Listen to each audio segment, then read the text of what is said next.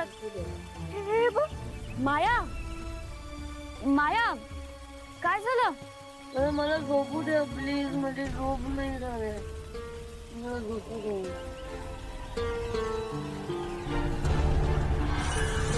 खरं तर हिचा जीव घेणार होते मी, पण नंतर मी माझा विचार बदलला. माया ग काय चाललंय? इथे का झोपलीस तू? माया ग उठ. तुम्ही काय करायचं आता?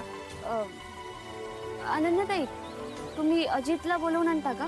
हो हो, मी अजितला बोलवते, तू इथेच थांब. आलीच. ताई, काय झालंय? मीरा, काल या मायाने आणि मंजिरीने मिळून खूप मोठा प्लॅन केला होता.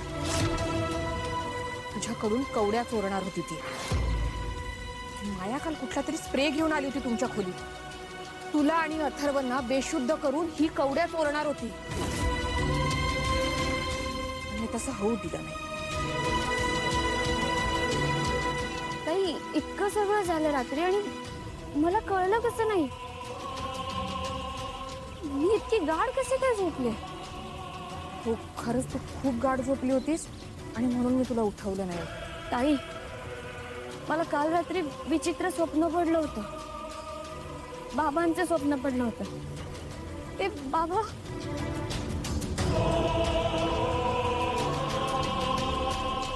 मीरा, बाबांचं काय?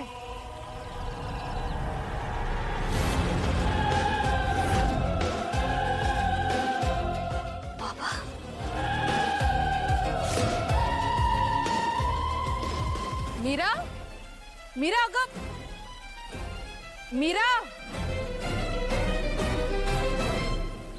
अशी काय ही?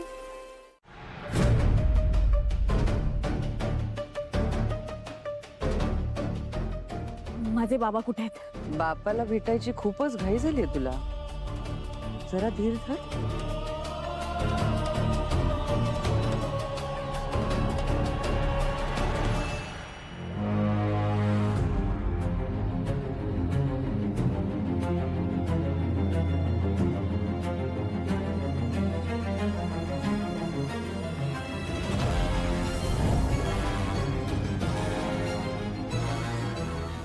ये.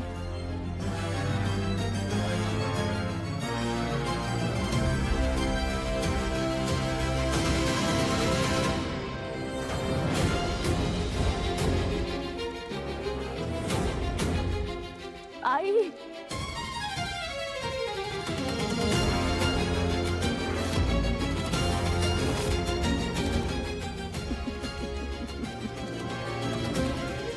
बाबा. हा, थांब मीरा. मी सांगितल्याशिवाय इथून हलायचं नाही, कळलं?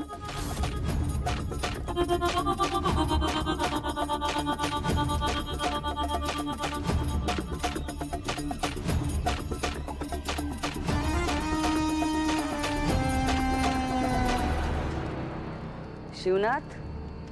बाबा,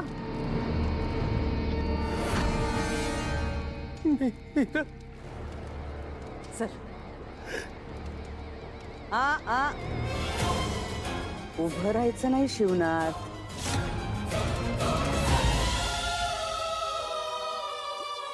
नाही तर मी काय करेन माहितीये ना?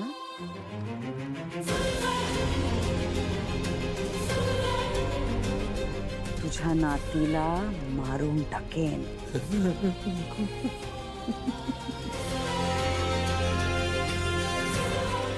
मंजिरी. सर.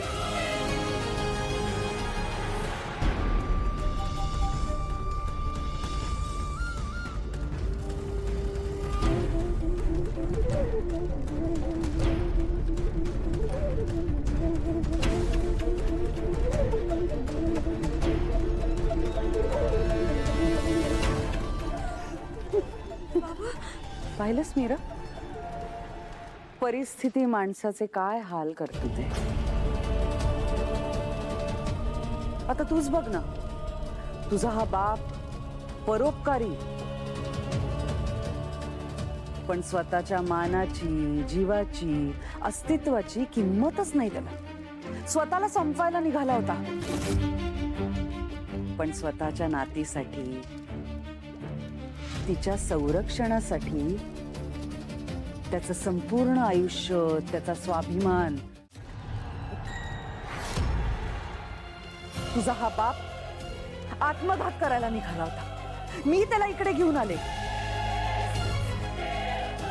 मी त्याला म्हणाले, जर का तुझा मृत्यू होणारच आहे तर एखाद्या चांगल्या कामासाठी होऊ दे ना. म्हणजे मला काही हौस नाहीये मीरा मानवी बळी द्यायची, पण माझ्याकडे दुसरा पर्यायच नाहीये ग. तुम्ही मला माझ्या कवड्या दिल्या नाही आणि इथून पुढेही देणार नाही, त्यामुळे मी तरी काय करणार.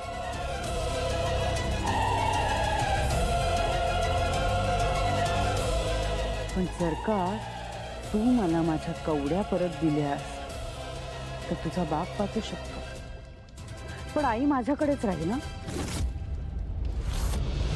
मीरा मीरा मीरा निवड स्पष्ट आहे. तू तुझ्या बाबांना वाचव. तू माझी काळजी करू नको. बाबांना वाचव. तू तिला त्या कवड्या परत देऊन टाक.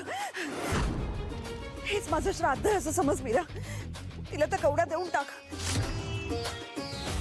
आई